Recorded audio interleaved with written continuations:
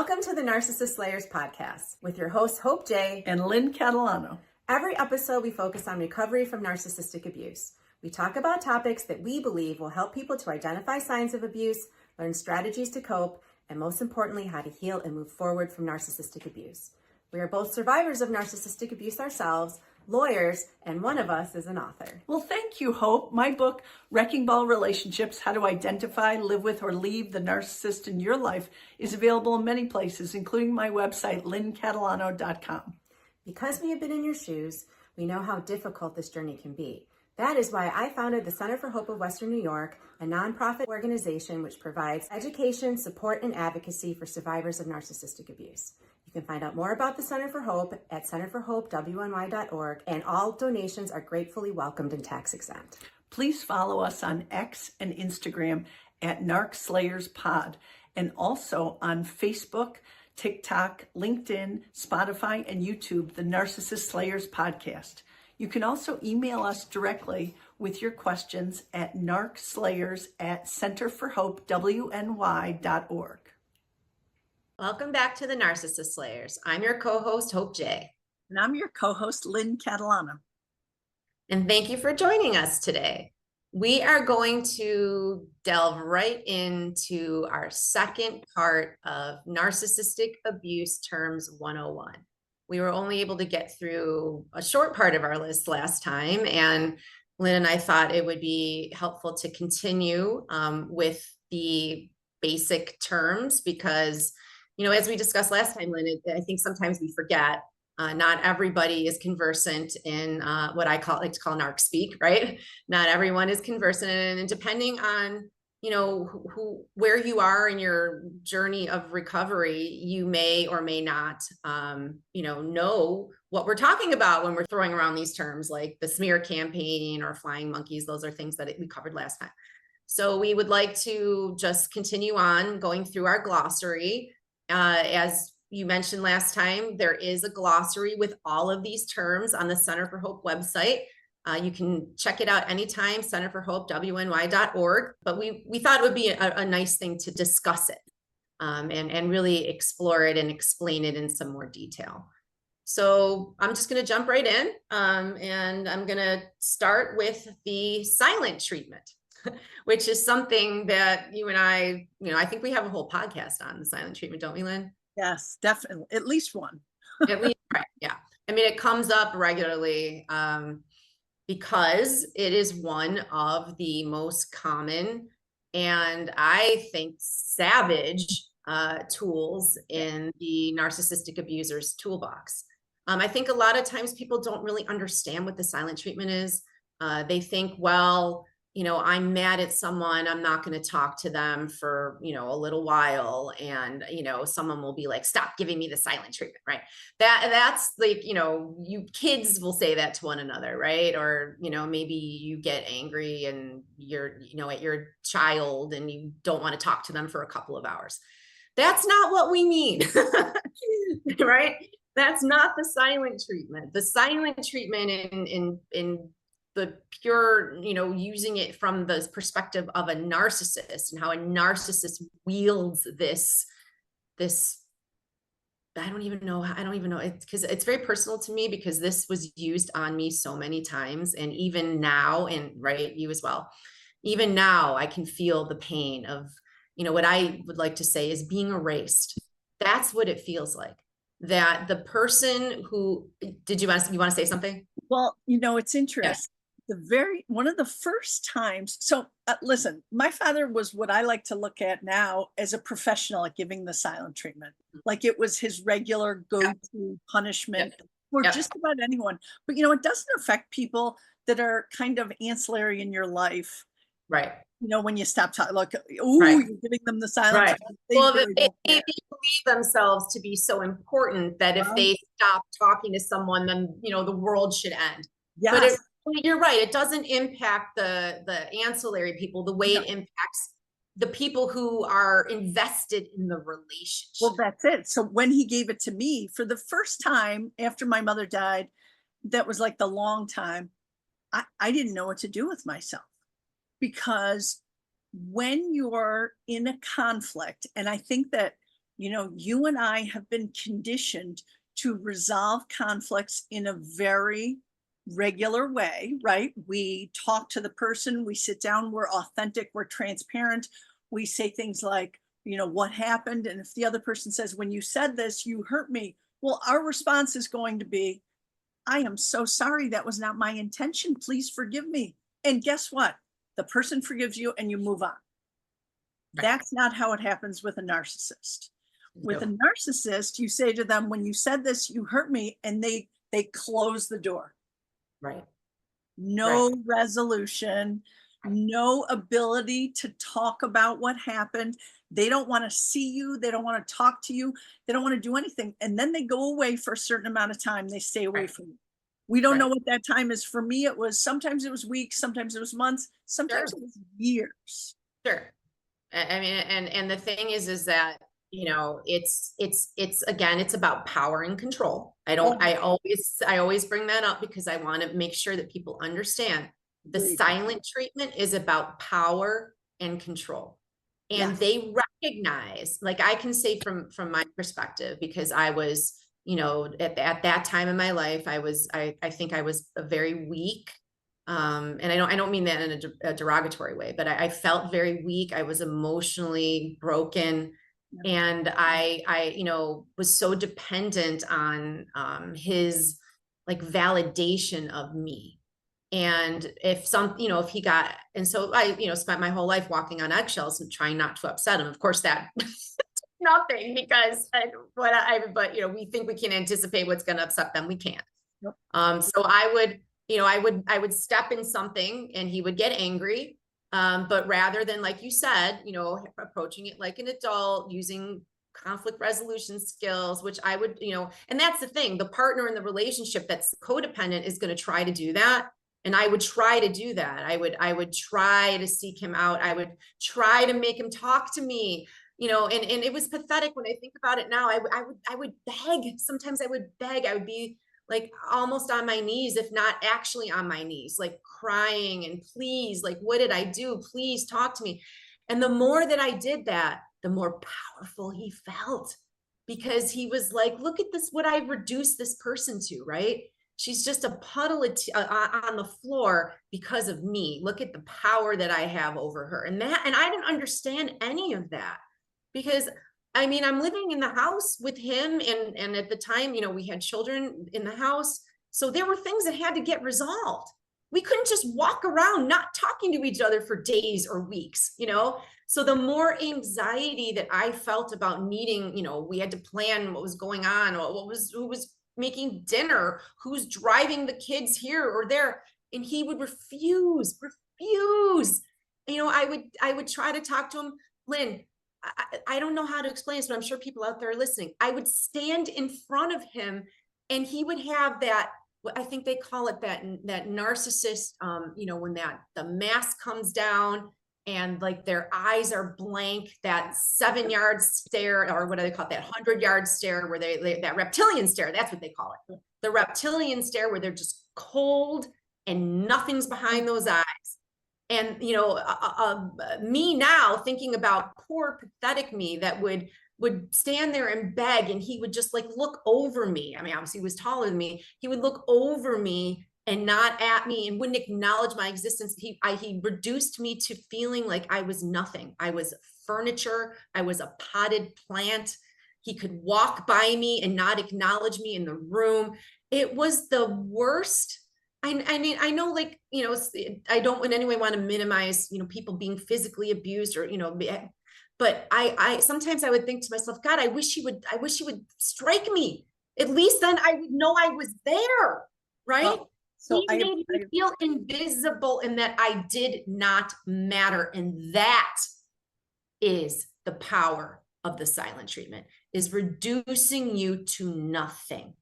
So when I was writing my book, I discovered 2 different studies that are really, really fascinating about the silent treatment.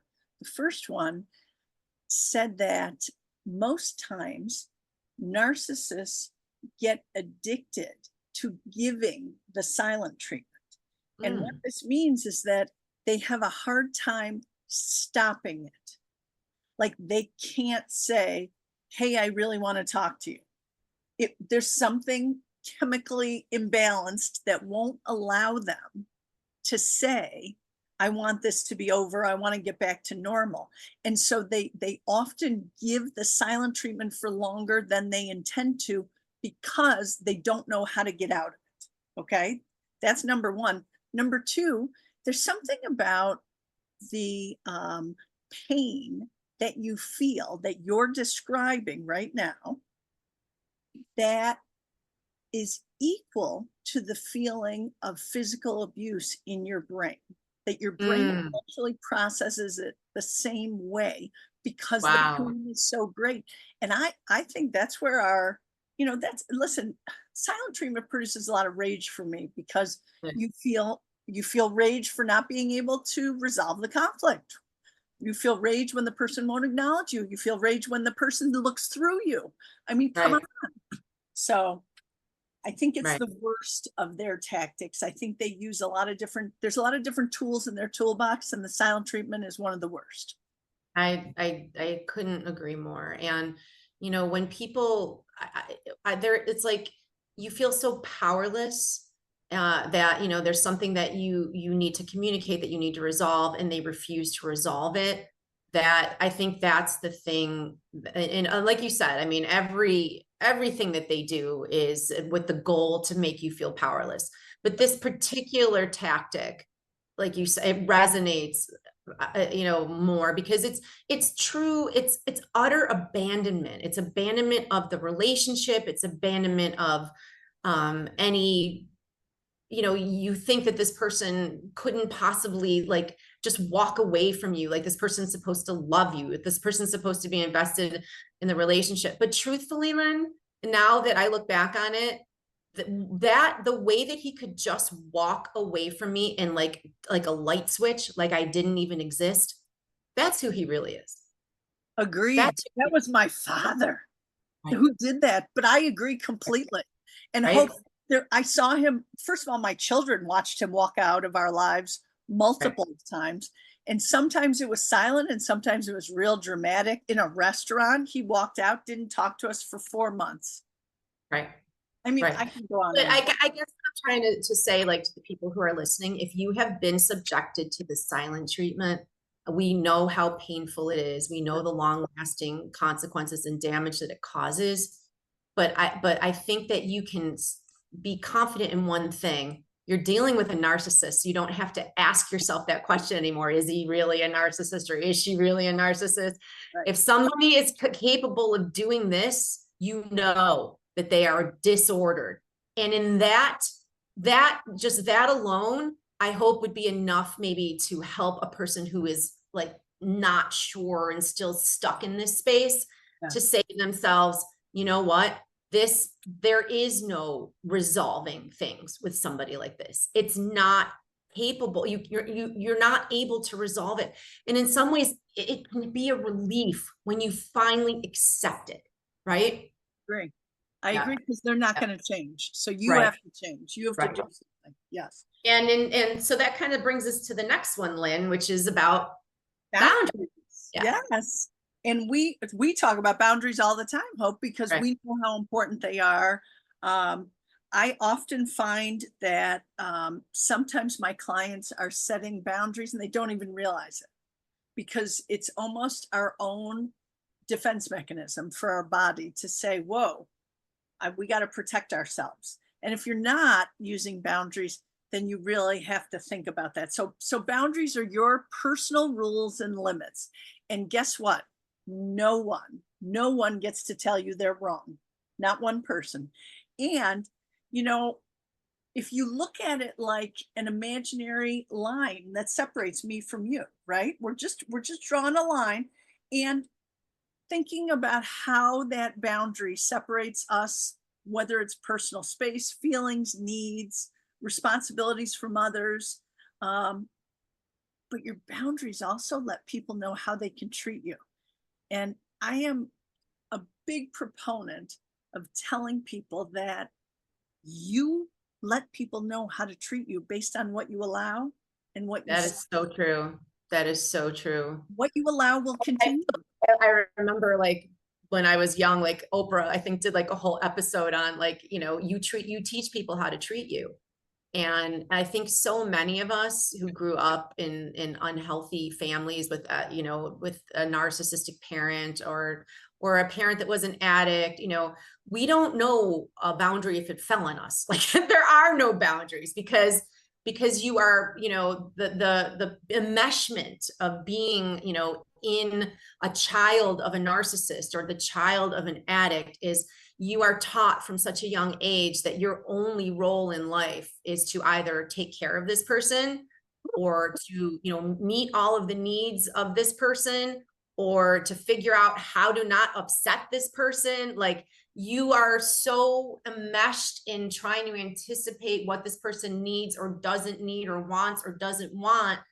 And they don't have any boundaries because you are just a tool to them. You are, somebody that's in their orbit that they are attempting to use to meet their needs. They don't recognize you as something separate from themselves. Narcissists don't have that ability. And they don't Right. allow you to even think about yourself because you're so focused, you're so laser focused on everything that they need and want and desire and making Right. sure that they're not going to have any kind of narcissistic rage storm and really like let loose on you with all kinds of expletives and screaming. And Right. so you're doing you, whatever you can. people that grow up in these, in a household like this, you have no example. There's no one that's ever showed you Healthy. to set a boundary. Right. Right. So Hope, before we leave this one, I have 4 boundaries that I really love to share with people that are super easy to just say when you need to set a boundary, and you say them respectfully and professionally and in an even tone and with great confidence. And these 4 will go far for you, I promise. Number 1, I don't see it that way. Number 2, I disagree. Number 3, I don't take responsibility for that. And number 4, that's your opinion. Yeah. We'll make all kinds of, right? Family gatherings, holidays, anything where you have a problem with somebody, that shuts it down right away. And you weren't mean and you weren't nasty and you didn't say anything terrible. That's not my opinion. You like that?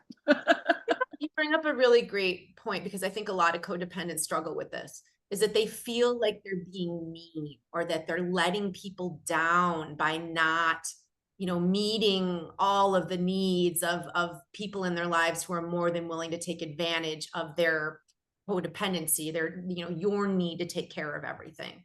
So I think it's really important to recognize that when you set a boundary that you're not being a bad person. Right. Just, you're making a decision about what you are willing and able and capable of doing.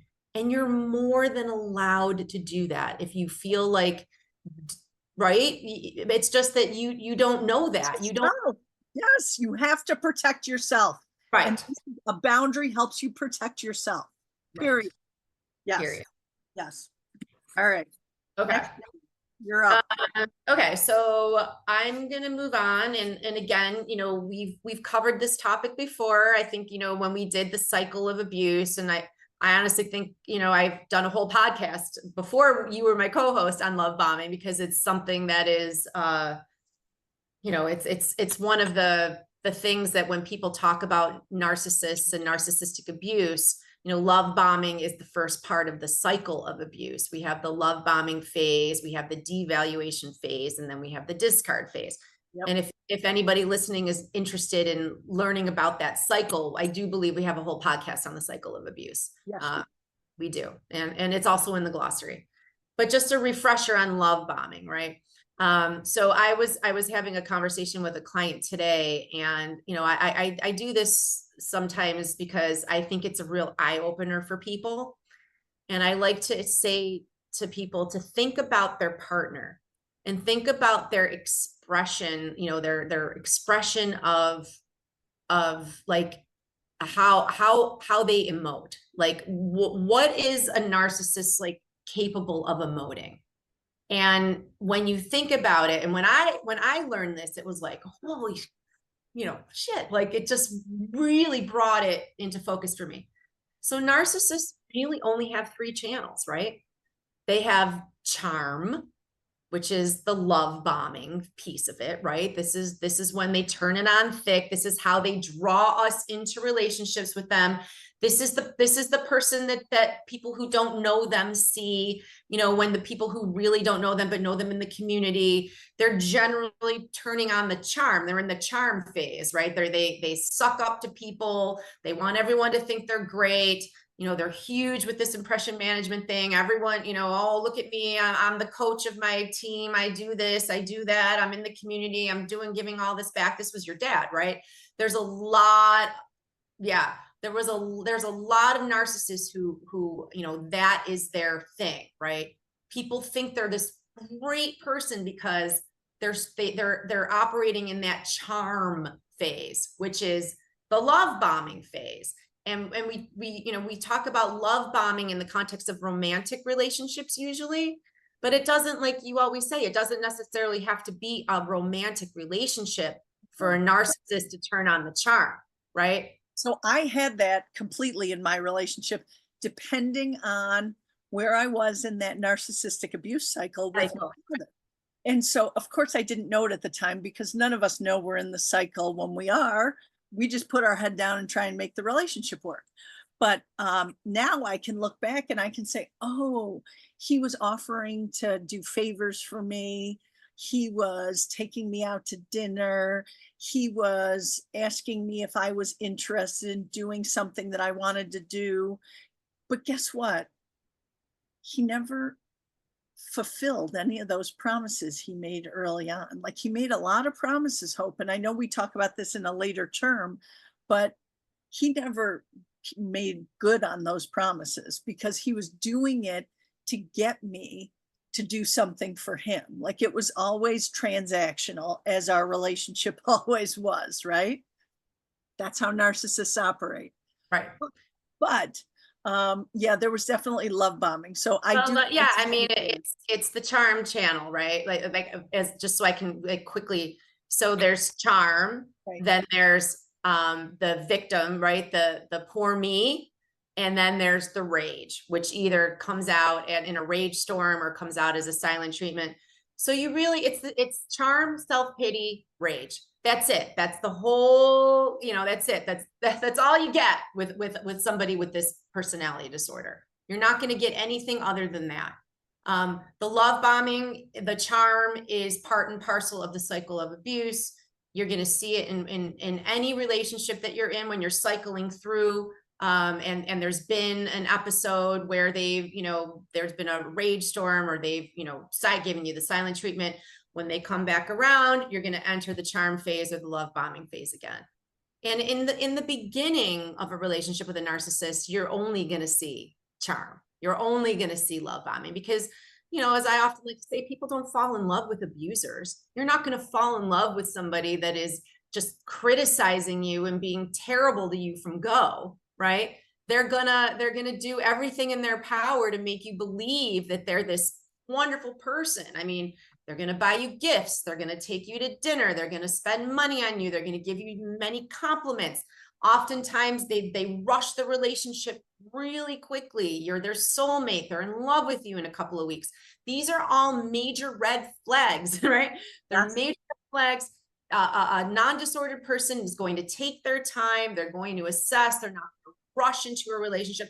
The reason why they're doing that is because their charm phase, it only has a certain time, right? An expiration date. Yes. Expiration date, exactly. Before you're going to see the real them, before they're going to cycle into these other parts of this of the abuse cycle.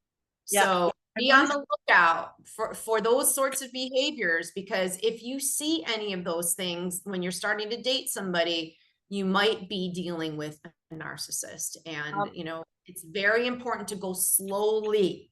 I want to share with you, one of my clients had an experience with their former, and yes, they were a narcissist, but they didn't know it at the time.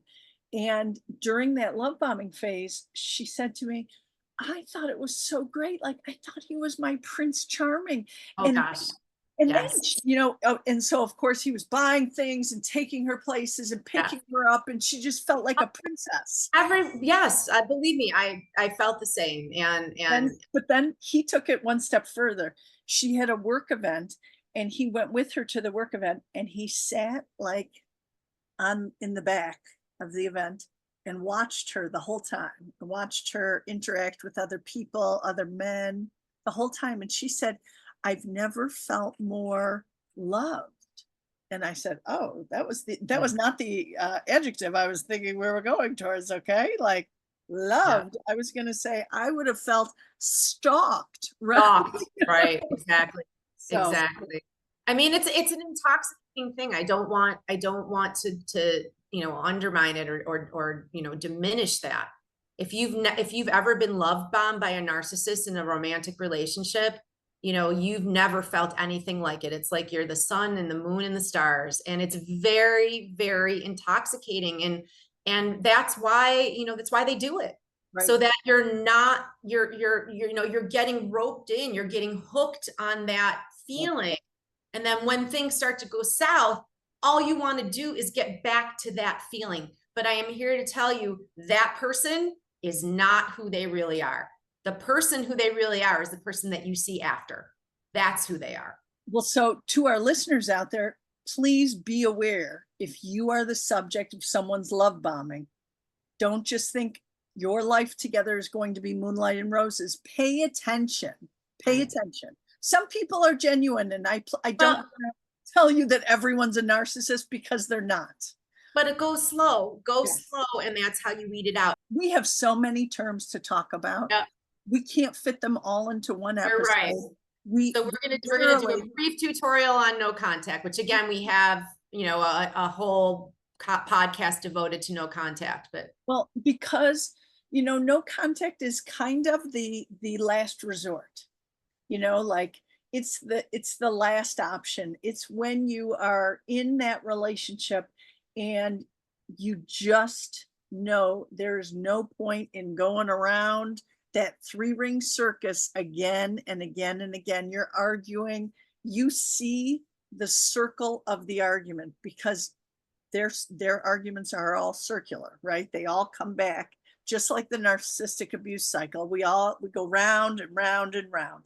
Well, word salad, right? That's word salad. That, I mean, on and on and on. But no contact, it's interesting. It's the only way to actually break that codependency and stop the cycle of abuse. But it's hard. Like, people, I'm going to tell you, this is not something that you take lightly. I tried to make my relationship with my father work for years. And that was as an adult, after my mother passed away, and I recognized that I had a real problem there. And yet I kept going back, trying to make it work. And I can see the merry-go-round that I was on over and over and over again. And it was the same thing. It was almost like when I went there and confronted him, I was turning on a song, and he was going to do all the motions exactly the same as he had before. So it was like, I would say, when you said this, it hurt me. And then he'd go, he's turned the tables. I'm the victim. Yep. Self-pity. Self-pity, right? And that's channel number 2 on your channels, right? And he would say, I just, if I did that, it was because of this, and I'm the victim here. No apology, no, if I did this, because we're not going to really take responsibility for our actions. And then we'd go on to some weird tangent that had nothing to do with what we were talking about, where the word salad comes in and everything else. And he'd deflect and deny and lie. And then I'd say, okay, because guess what? I just wanted to have a father. And so by the time I got to this point, he had already walked out of my life again. Yeah. So again, with no contact, Lynn, no contact is not, we're not wielding no contact as a punishment. We're not using no contact in an effort to get them to come back to us. Oh. Once you reach the point where you are ready to go no contact, you are doing it out of self-preservation, because you recognize that this relationship is toxic. Yes. because you know that when you give a narcissist an inch, they're going to take a mile. So again, talking about boundaries, they do not respect boundaries. They do not respect any of that. So if you're attempting to try to, say, well, maybe we could still be friends. Absolutely not. You cannot still be friends with a person who, by the way, was never your friend to begin with. Right. Okay. Friends don't treat people the way that this person treated you. So Right. no contact is your first step toward freedom. Let me say that again. It is your first step toward freedom. Okay. You are taking the control by putting up the ironclad boundaries that this person can no longer infiltrate your life.